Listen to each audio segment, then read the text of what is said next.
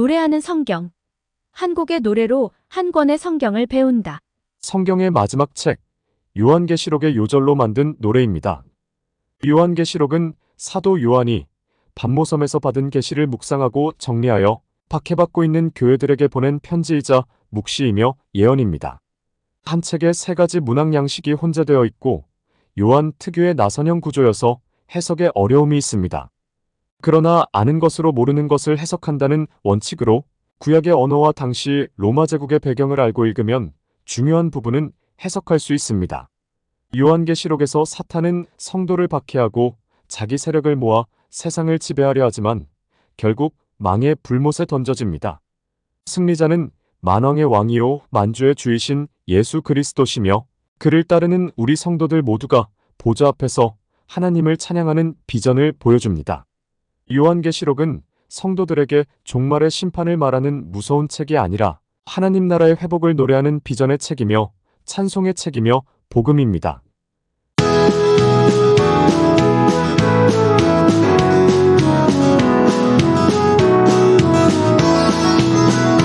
예수 그리스도의 계시라 반드시 일어날 일이라 이 말씀 읽는 자 듣는 자 지키는 자에게 복 있네. 예수는 어린 양 왕의 왕 주의 주 되시니 사탄을 이기고 우리로 이기게 하셨네. 지상의 교회 흔들려도 예수가 붙잡고 계시네. 믿는 자들은 성령이 교회에 하는 말 들으라. 예수는 어린 양 왕의 왕 주의 주 되시니 사탄을 이기고 우리로 이기게 하셨네.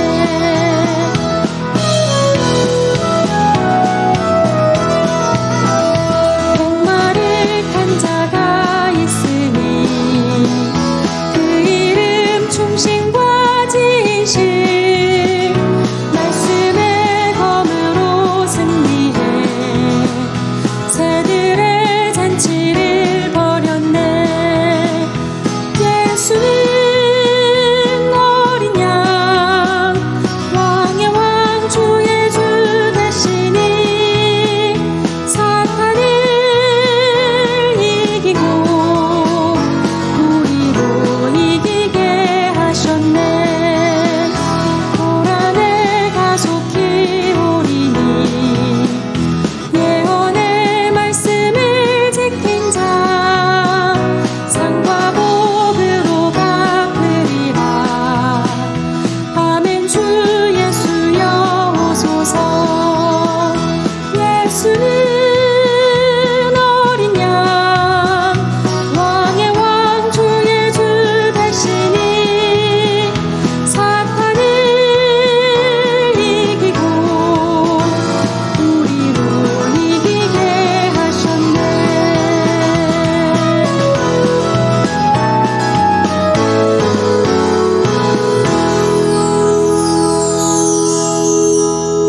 노래의 가사로 사용된 구절들을 중심으로 요한계시록의 흐름을 말씀드리겠습니다. 요한은 그의 편지이자 책이 계시문학임을 밝히면서 시작합니다. 예수 그리스도의 계시라. 이는 하나님이 그에게 주사 반드시 속히 일어날 일들을 그 종들에게 보이시려고 그의 천사를 그 종 요한에게 보내어 알게 하신 것이라. 계시록 1장 1절. 요한의 계시보다 요한의 묵시가 더 적합한데 묵시는 인간의 힘으로 바꿀 수 없는 절망적인 상황에서 소망을 주는 책입니다. 이 묵시가 전달되는 경로는 하나님에서 시작하여 예수님, 그의 천사, 종 요한, 종들 즉 원독자입니다. 예수 그리스도에 대한 묵시이자 예수 그리스도가 종들에게 보여주고자 준비한 묵시입니다. 묵시는 속히 일어날 일, 반드시 일어날 일입니다. 어떤 이들은 요한계시록은 위험하니 읽지 말라.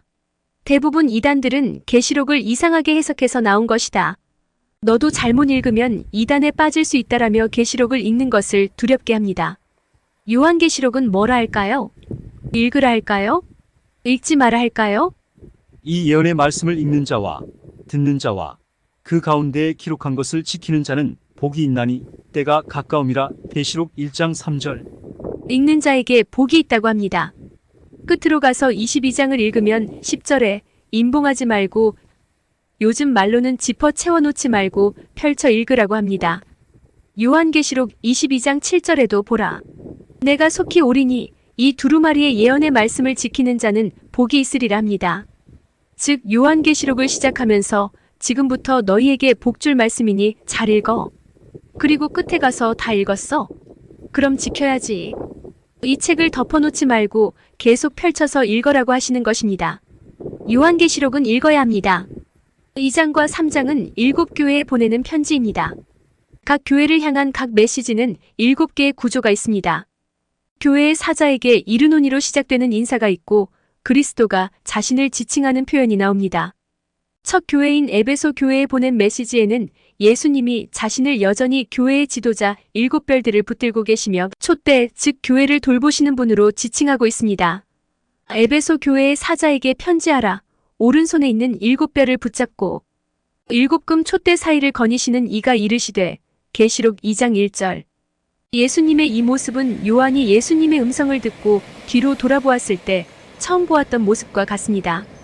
이어서 칭찬과 책망, 경고와 권면이 나옵니다. 이 순서는 다소 유동적이며 칭찬이나 책망 혹은 권면이 없는 교회도 있습니다. 7교회에 공이 들어가는 말씀, 귀 있는 자는 성령이 교회들에게 하시는 말씀을 들을지어다로 시작하는 이기는 자에 대한 약속의 말씀입니다. 에베소에는 이런 약속을 합니다. 귀 있는 자는 성령이 교회들에게 하시는 말씀을 들을지어다. 이기는 그에게는 내가 하나님의 낙원에 있는 생명나무의 열매를 주어 먹게 하리라. 계시록 2장 7절.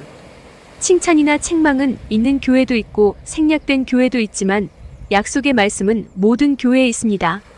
각 교회는 칭찬이나 책망에 일희일비하지 말고 약속의 말씀에 집중할 것을 강조하는 것입니다.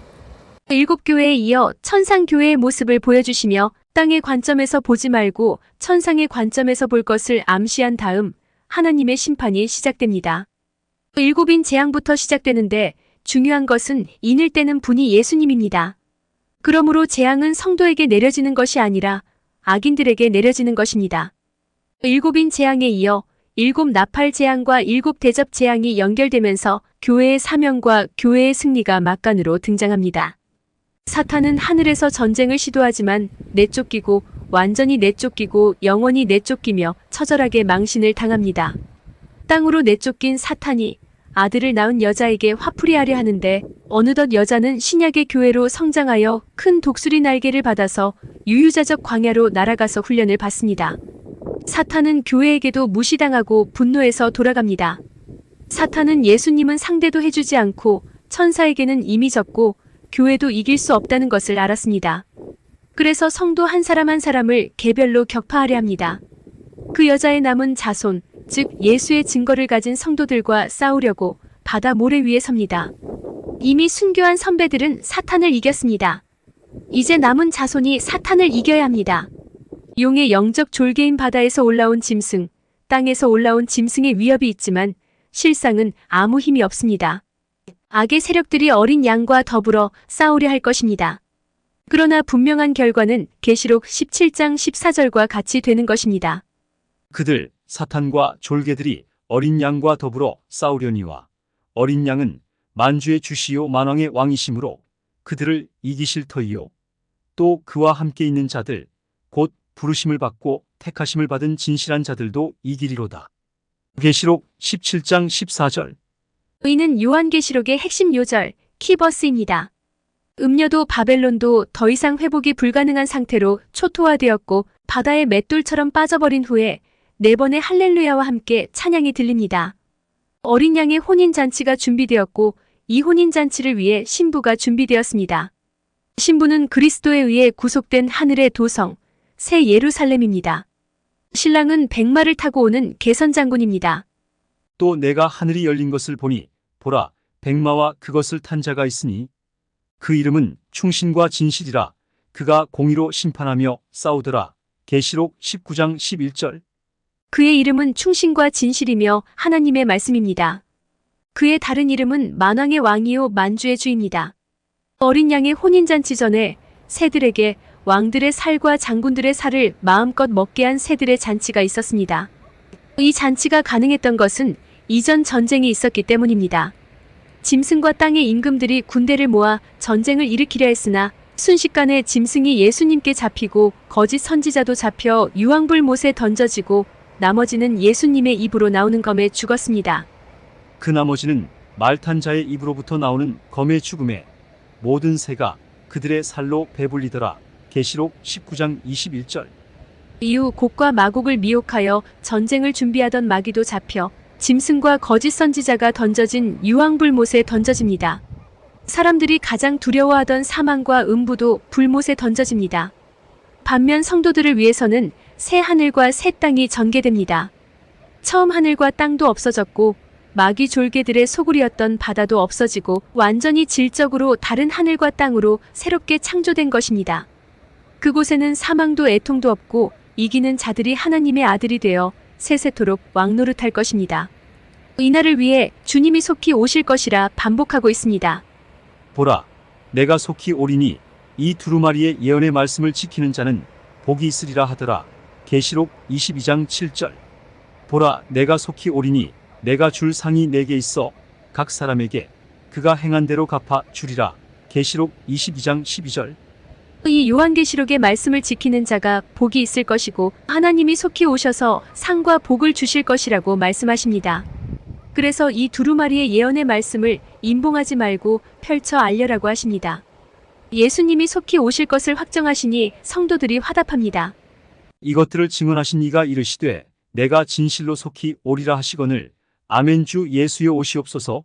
계시록 22장 20절. 주의 재림을 기다리는 우리 모두에게 주 예수의 은혜가 있을 것입니다.